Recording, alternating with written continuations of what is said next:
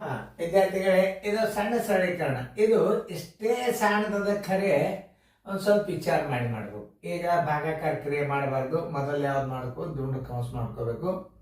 ಈಗ ಇದಕ್ಕೆ ಹೆಂಗೆ ಹಚ್ಕೋಬೇಕು ಅನ್ನೋದು ನಾ ತೋರಿಸ್ತೀನಿ. ಇದನ್ನು ಮೊದಲು ಮಾಡ್ಕೋಬೇಕು.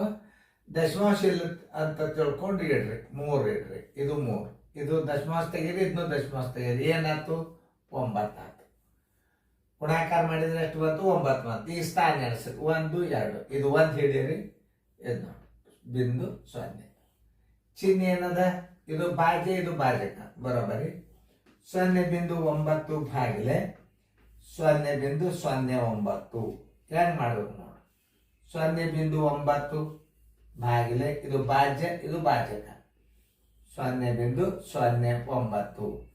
ಇಲ್ಲಿ 2 ಸ್ಥಾನ ಅಂದ್ರೆ ಒಂದು ಪೂಜೆ ಇಟ್ಕೊಂಡು 2 ಸ್ಥಾನ ಮಾಡ್ಕೋಬೇಕು ನೋಡಿ. ಈಗ ಏನಾಗ್ತಿದ್ದು? 9 1 9 10 ಬರೋಬ್ಬರಿ 10.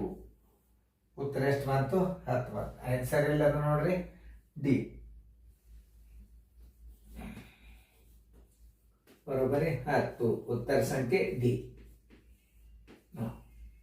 ಇಷ್ಟೇ, ಭಾಳ ಸರಳ ಲೆಕ್ಕ ಇದು. ನಿಮಗೆ ತಾವೆಲ್ಲ ಸರಳ, ಒಂದೊಂದು ಗಣಿತ ಒಂದೊಂದೇ ಬೋರ್ಡ್ದಾಗ ಹಾಕ್ಯದ ನಿಮ್ಮ ಅನುಕೂಲಕ್ಕೆ.